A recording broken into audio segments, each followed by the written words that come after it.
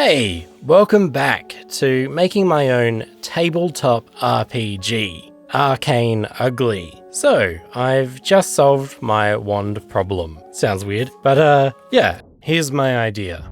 Wands literally allow you to modify a spell's rules text by adding in new words.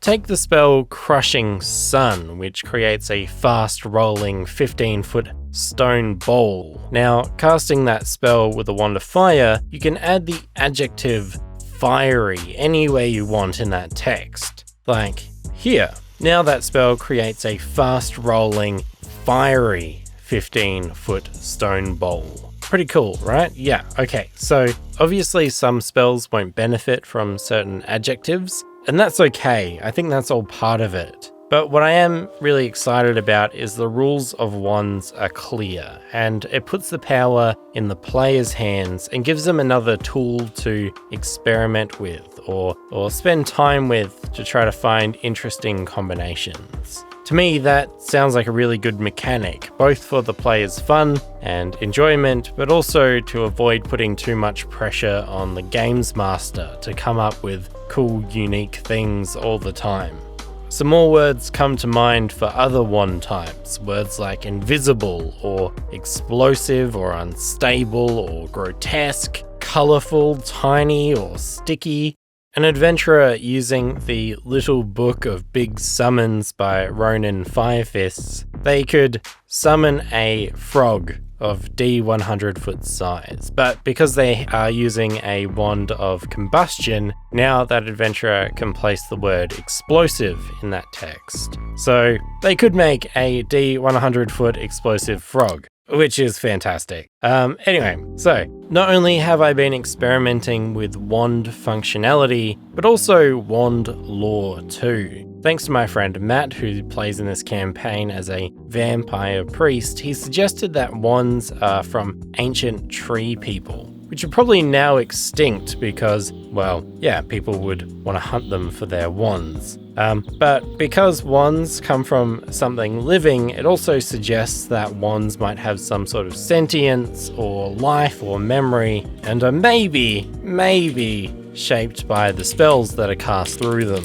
which sort of explains why wands are the way they are, but there's also some potential for game mechanics there. Who knows? I'll have to think about it more. But speaking of tree people, I've been working with Frankie the Crafter, and he drew these pieces, a cool treeman, and also this piece, which I absolutely love. It's horrifying, but I feel like it captures so much of the essence of what I want to make the game about. So yeah, please go check out his stuff because he is the best and he makes really cool tabletop builds as well. Okay, so talking about wands some more, I had all those ideas in the last episode that now I want to retool into magical instruments, specifically staves and orbs, because I really like a old wizard with a staff. And I actually noticed a lot of old wizards are generally depicted with some sort of crusty staff instead of a wand. And like I thought, well, maybe it's because they're old and they need something to hold themselves up with. But then I thought, well, what if instead a staff was more of a safety thing? Like wands are for the young and reckless and experimental, while a staff is sort of like a safety mechanism used to prevent miscasts. So maybe like for young wizards, like, look at grandpa with his staff, that sort of thing. And then like the old ones are like, oh, look at you kids. You'll get a staff soon as something bad happens to you. I don't know. But I was also thinking about orbs, which are sort of like a neglected magical instrument, I think. Maybe because they're straight up really uncool, and not like even uncool in like a cool way, but I feel like if you have an orb, you're going to be like a total magical dweeb. So to reflect that, I figured orbs could be used to be technical instruments used to focus and unfocus magical power and increase range. Typically those things would be at the cost of something else as well. So they would really be a tool to refine your magic. Okay, so I've also just introduced magical tattoos into my game now, as an opportunity to make any adventurer a little bit more magical or augment their skills without needing high intelligence scores to risk casting magic. I took to my friend Riley to help with this because, unlike me, actually has tattoos, and he drew some designs to work with in my games too. So, in my most recent session, I introduced my players to a tattoo artist who was like this very big-eyed golem type character with wrinkled skin, and he would pull back his skin to reveal layers of tattoo designs, and his cave was covered in flash sheets of all sorts of tattoo designs. I really love the character. So I'm super into exploring what to do with this game mechanic now. So I thought, remember when we established that magical books became magical through exposure to the ambient magic of the world below? Well, I thought, what if tattoos do the same? But when you first get them, they're magical. But every night you spend underground, you're at risk of them mutating into something else. So you would roll a d20 for every single tattoo that a player would have, and on a 20, they roll on the tattoo mutation table, which might corrupt the tattoo and horribly mutate the player, or make the tattoo more powerful, or somewhere in between, or nothing at all. So tattoos are sort of this fun, instant magic thing, but also really risky long term. Okay, let's talk about familiars. This was another player suggestion, and I'm pretty stoked on it because, well, frankly, familiars are awesome, and they add a whole bunch to a narrative of a game and also to the narrative of a player. At first, I wasn't really sure how to handle this because I didn't really want them to become a big headache for a games master. I didn't want them to turn the game into Pokemon or something. I mean, that would be cool if it was easy to run, but for now, familiars are just a straight up make spellcasting easier. And this is just a temporary thing. Yeah, for now, familiars in Arcane Ugly just take the form of spirits that can be bound to a player to help them cast spells. They take the form of animals, but with some grotesque irregularities. To gain the service of a familiar, you have to catch one and make a deal with it, and then sign off with a sweet tattoo.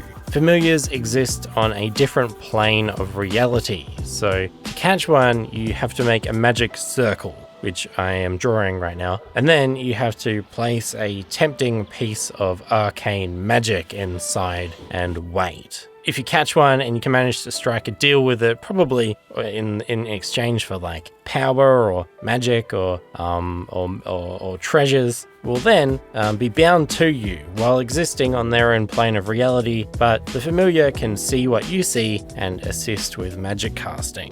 One thing that I really do like about Pokemon is catching rare Pokemon feels really exciting. So there's a 1 in 10 chance of catching a familiar with a rarer animal form. So instead of getting a crow or a cat or a toad, you might find a pig or a ferret or a crab or something. Okay, so upgrading weapons. When I first designed starter weapons, I made descriptive tables to make every weapon unique, so players would get attached to them. That was the main goal, and I think that's what's happened. So I want to give players the opportunity to upgrade their weapons in some way. My first idea was to add trinkets to weapons, like little phone charms, which seemed very fun and very anime, and I really was set on this idea for a very long time, but I don't know if it really makes sense. At least I felt this way until my friend Bill put together this real life mock-up of what this might actually look like. Now I'm unsure. So for now, I'm thinking in addition or alternatively, weapons can be modified by seeing some sort of magic blacksmith who can engrave or can embed runes or glyphs onto the weapons themselves. I was thinking at any one time, a weapon could only have one glyph or rune on it inscribed into its surface because 2 might create some magical instability. But then that also makes another game mechanic by finding better made weapons that could be capable of handling 2 or 3 different magical engravings on it. My good friend Guy from Midwinter Minis made a sweet piece of art for Arcane Ugly as well, using his eye bearer design. I bloody love it, and I think it fits so well in the Arcane Ugly universe. Also, my friend Bill, Berserkerworks, has made this really awesome depiction of the three witches. Super excited about that one, and I really like it so much. I think this sort of scene would be a fantastic cover for the rulebook. So what am I working on right now? Well, after a few Patreon suggestions and conversations on world building, I'm building a world building tool at the moment with the focus on collaborative world building, making a cool world as a group that you can explore together. My idea is this would also be sort of a step-by-step instructional of throwing adventurers into their campaign. I'd really like to tackle this in the same way as character creation because that process is super streamlined now. For homework, I've been watching a bunch of Dale Kingsmill and C Mike's 5e workshop as well. Also, I've been ripping apart The Quiet Year, which is a very cool game. All recommendations that I think you should check out. I've got to say a massive thank you for all the community support. Thank you for all the messages, the emails, the fan art, offers to help, all the amazing support on Patreon. Trying to respond to everyone on every platform as soon as possible. It's amazing, honestly. I'm blown away by some of the stuff I've been sent. I literally have a spellbook guy now, Hannes, who sends me 18th century German spellbooks and other magical paraphernalia. Yeah, coolest random email ever.